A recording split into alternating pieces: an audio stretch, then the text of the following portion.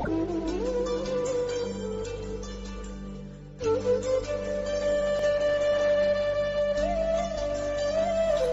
मित्रों, स्वास्थ्य सूत्र में आपका स्वागत है। जैसा कि हम जानते हैं कि हृदय हमारे जीवन का मुख्य आधार है। हमारे जीवन की शुरुआत हृदय की धड़कन के साथ होती है। हृदय की धड़कन जब तक हमारे सीने में धड़कती रहती है तब तक हम जिंदा भी रहते हैं, स्वस्थ भी रहते हैं। लेकिन जिस क्षण हमारे हृदय की धड़कन शांत होती है उस दिन हम भी शांत हो जाते हैं। हृदय हमारे शारीरिक स्वास्थ्य के साथ साथ हमारे मानसिक स्वास्थ्य के लिए भी बहुत ज़रूरी है। लेकिन मूल प्रश्न ये है कि हृदय की ये धड़कन आती कहाँ से है, इस धड़कन की शुरुआत कहाँ से होती है और इस धड़कन को कौन नियंत्रित करता है। ये एक प्रश्न है जो अनंत काल से आज तक अबूझ पहेली बना हुआ है। आधुनिक शरीर शास्त्रियों ने इसको जानने का प्रयास किया तो प्राचीन मनीषियों ने भी इसके प्रश्न को समझने का प्रयास किया। आधुनिक शरीर शास्त्री कहते हैं कि हृदय की धड़कन के लिए हृदय की कुछ मांसपेशियों की कुछ जो मिनरल्स हैं, कुछ खनिज तत्व हैं, उनकी रिएक्शन और प्रतिरिएक्शन से ये धड़कन शुरू होती है और ये धड़कन मनुष्य को जीवन देती है।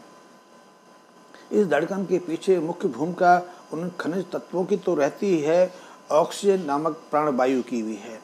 इसमें आधुनिक शरीर शास्त्री भी सहमत हैं।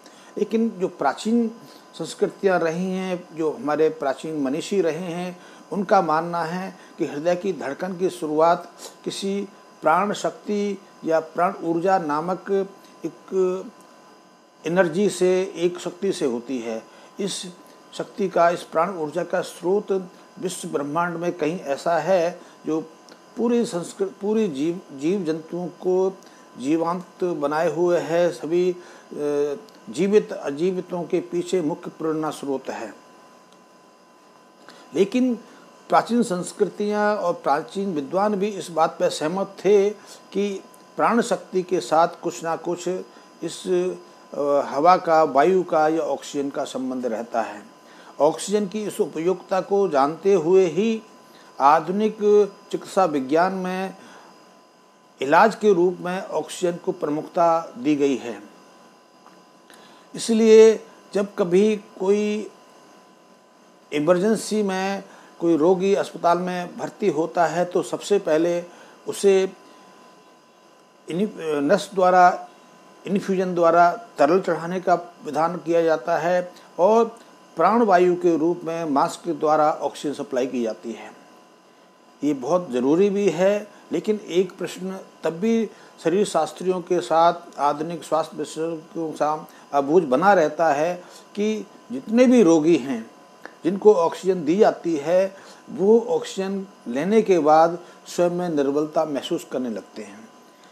आज तक पूरी दुनिया में एक भी ऐसा उदाहरण नहीं हुआ कि कोई पेशेंट हॉस्पिटल बेड से सीधा उठ के किसी अखाड़े में गया हो, किसी स्पोर्ट्स में शामिल हुआ हो या कोई उसने ऐसा विशेष प्रयास कार्य किया हो कि हम ऑक्सीजन को प्राणवायु के रूप में स्थापित कर सकें। लेकिन प्राचीन संस्कृतियों में, जिनमें भारत की योग, तंत्र और दूसरे लोग आयुर्वेद रहे हैं, उन्होंने एक बात को अवश्य स्वीकार किया है कि प्राणायाम के द्वारा जो प्राण शक्ति हम ग्रहण करते हैं उससे प्राण शक्ति हम बढ़ा सकते हैं।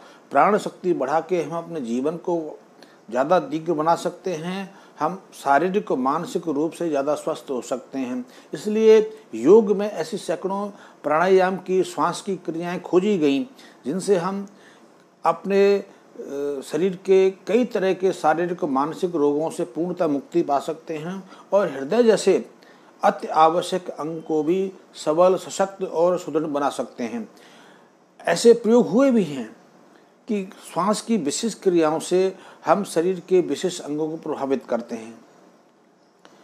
आपने देखा होगा कि जब हम श्वास लेते हैं हमें लगता है कि श्वास हम दोनों नाक के द्वारों से एक साथ लेते हैं, लेकिन नहीं, ऐसा नहीं है। श्वास की गति बदलती रहती है। कभी हम बाएं नासाद्वार से सांस लेते हैं, कभी हम दाएं नासाद्वार से सांस लेते हैं और ये एक गहरा विज्ञान है कि इन दोनों की जो प्रभाव हैं, जब हम बाएं नासे से बाएं नासिका से श्वास लेते हैं तो शरीर पर एक अलग प्रभाव होता है, और जब हम दाएं नासाद्वार से सांस ग्रहण करते हैं तो शरीर प्रभाव अलग होता है। बाएं नासा को योग शास्त्र में इड़ा नाड़ी कहा गया है। जब हम इड़ा नाड़ी के माध्यम से श्वास ग्रहण करते हैं तो शरीर में शिथिलता आती है, शरीर में शांति और आनंद की अनुभूति होती है। इससे हमारा ब्लड प्रेशर कम होता है, हृदय की धड़कन भी शांत होती है, शरीर का तापमान भी कुछ घटता है, और हम स्वयं को ज़्यादा ऊर्जावान, ज़्यादा क्रियाशील अनुभव करते हैं। बाएं नाक से श्वास लेने, बाई नासिका से श्वास लेने से हमारे अंदर सृजनात्मक शक्ति जागृत होती है। लेकिन इसके विपरीत जब हम दाहिने नासाद्वार से सांस ग्रहण करते हैं तो हमारा रक्तचाप, हमारा ब्लड प्रेशर बढ़ता है, हृदय की धड़कन में वृद्धि होती है, हमें तेजस्विता और ओज जागृत होता है, हम ज़्यादा उत्तेजित महसूस करते हैं, नींद में भी कुछ कमी आती है, शरीर का तापमान भी थोड़ा बढ़ता है, और यहाँ तक कि हम तर्कशील बनते हैं। सृजनात्मक कार्यों में इसके साथ पौरुषता भी जागृत होती है। तो इसलिए पुराने समय में श्वास को लेकर विभिन्न प्रयोग हुए। ऐसे प्रयोगों पर मैं भी पिछले 25 सालों से कार्य कर रहा हूँ कि हम हृदय संबंधी रोगों में या ब्लड प्रेशर, उच्च रक्तचाप जैसे रोगों में या दूसरे रोगों में प्राणायाम का या श्वास संबंधी क्रियाओं का क्या उपयोग कर सकते हैं। तो मेरा ये अनुभव है कि यदि किसी आदमी का हाई ब्लड प्रेशर ज़्यादा रहता है, यदि कोई व्यक्ति उच्च रक्तचाप का रोगी है, तो प्राणायाम की कुछ विशेष क्रियाओं के अभ्यास से वह अपने ब्लड प्रेशर पर निश्चित रूप से नियंत्रण स्थापित कर सकता है। इसी तरह यदि किसी में हृदय संबंधी कोई विकार हैं, हृदय संबंधी कोई रोग हैं, हृदय उसका अनियमित है, हृदय उसका कमज़ोर पड़ गया है, और हृदय कमज़ोर पड़ने से इसके शारीरिक स्वास्थ्य में निरंतर गिरावट आती जा रही है, तो वो श्वास की कुछ दूसरी क्रियाओं का अभ्यास करके अपने हृदय को ज़्यादा सशक्त और प्रबल बना सकता है। ये ऐसी योग में बहुत सारी क्रियाएं हैं। योग के माध्यम से हम अपनी इम्यूनिटी बढ़ा सकते हैं। योग की कुछ क्रियाओं से, प्राणायाम की कुछ क्रियाओं से हम अपने चिंतन मनन को बदल सकते हैं, अपनी भावनात्मक स्थिति में बदलाव ला सकते हैं, हम सृजनात्मक कार्य कर सकते हैं, हम प्राणायाम आधारित कुछ क्रियाओं के प्रभाव से अपनी स्मरण शक्ति में वृद्धि कर सकते हैं। आपने देखा भी होगा कि आज से 50 साल, 60 साल, 80 साल पहले जब हमारे देश में, क्या पूरी दुनिया में, बहुत सारी सुविधाएं नहीं थी, बिजली की सुविधाएं नहीं थी, लोग दीपक से कार्य करते थे, लेकिन उनकी स्मरण शक्ति और उनकी स्मरण शक्ति के साथ साथ लेखन क्षमता बहुत अद्भुत रहती थी। वो हजारों पेज हाथों से लिखते थे।